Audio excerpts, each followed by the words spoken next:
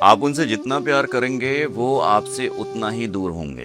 कभी ऐसा हुआ है कि किसी इंसान को आप जितना अपने क्लोज़ लाने की कोशिश करते हैं, वो इंसान उतना ही आपसे दूर होता है। कभी कमिटमेंट ही नहीं मिलता, तो कभी अगर कमिटमेंट की बात आती है, तो ये होगा कि फ्यूचर में देखेंगे या फ्यूचर की बात आती है, तो वो थोड़ा-सा घबरा जाते हैं। लेकिन इसका मतलब ये नहीं है कि वो इंसान आपको वक़्त नहीं दे रहा, लेकिन इसका मतलब ये नहीं है कि वो इंसान आपसे हेट कर रहा है।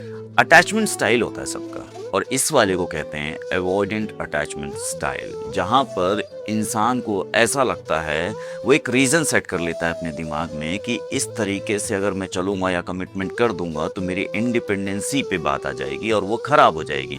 मैं उतनी आज़ादी से अपने आप को नहीं रख पाऊँगा, उतना इंडिपेंडेंट शायद नहीं रह पाऊँगा या फिर मैं उस रिस्पॉन्सिबिलिटी को नहीं उठा पाऊँगा और इसलिए जब भी वो सीरियस होने वाली बात आती है तो वो घबरा जाते हैं, डर जाते हैं और वो उस चीज़ से डिस्टेंस क्रिएट करने लग जाते हैं।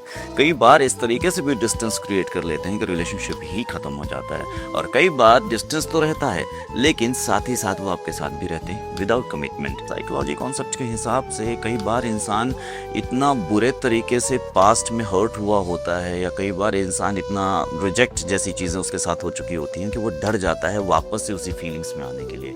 इसलिए वो फील भी ना हो इसलिए वो वाली फीलिंग से भी वो अपने आप को डिस्टेंस करने लगते हैं। इसी को कहते हैं अवॉइडेंट अटैचमेंट स्टाइल। रीज़न बहुत सारा होता है लेकिन इसका मतलब ये नहीं होता कि वो इंसान बुरा है, इसका मतलब ये नहीं होता है कि वो इंसान आपसे प्यार नहीं कर सकता।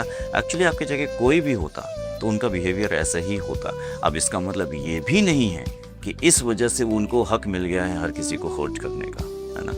अगर आपको अपने रिलेशनशिप में किसी तरीके की हेल्प चाहिए तो आप मुझे इंस्टाग्राम पे मैसेज कर सकते हैं।